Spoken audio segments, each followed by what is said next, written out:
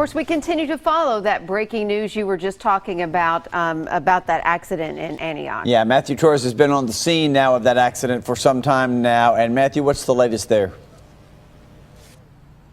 Well, you got to see the Sky 5 aerials from really the bird's eye view of this crash, but here is just a ground scene of what we are looking at this very moment.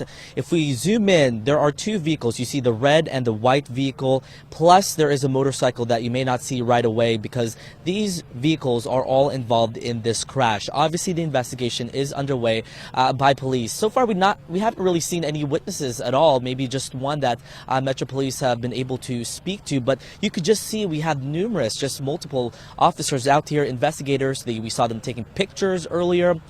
They're measuring at this point, maybe possibly recreating whatever the scene is. But again, this crash involved two vehicles and one motorcycle. One person is now dead, but Metro Police haven't been able to confirm to us exactly who that person is. Of course, they're waiting to speak to the family and let them know about this really tragic news, a tragic way to start out this morning. But just like what Dave says, it is kind of jamming up.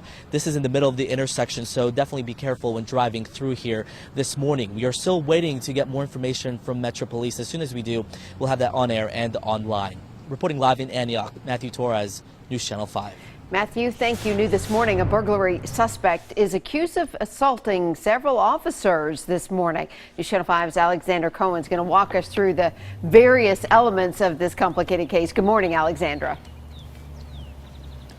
Good morning, Amy. According to police, this all started as a burglary in process at Lee's Motel. That's on Murphysboro Pike.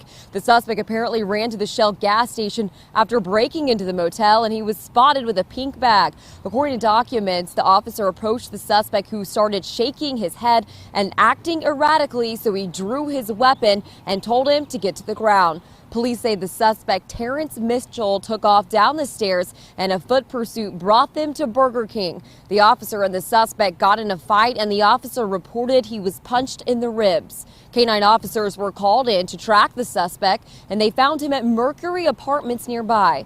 Police quickly figured out the suspect broke into a home and began assaulting the tenant.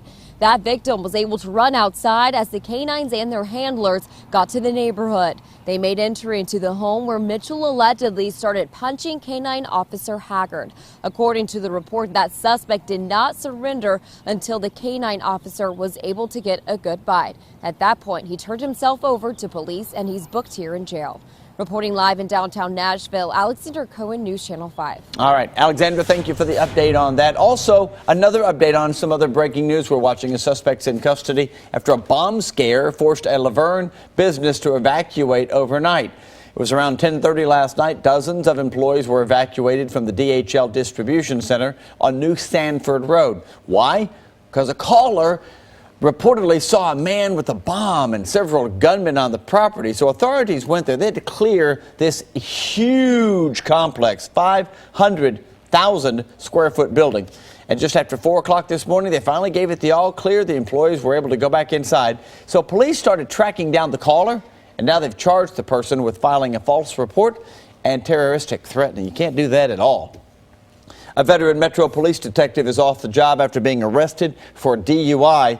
We have a picture of him. A Goodlettsville police officer found Detective Mike Clark asleep behind the wheel of a damaged, unmarked police car outside of a convenience store on Long Hollow Pike. It happened early yesterday morning. Clark was off duty, but his loaded service weapon was in the back seat. They gave him a field sobriety test. He failed that. He was then booked into the jail overnight. And Steve, 5 people remain in the hospital after the end-of-school party turns violent in Murphysboro. Happened yesterday at the Aspen Heights apartment complex. 5 people were shot, 1 critically. Neighbors say the parking lot looked like a war zone. People were screaming. People were coming from out from beside the houses. I mean, you could not even tell where these people were coming from. It just looked like hundreds of kids, just like ants. Like you sprayed some stuff and they just went flying.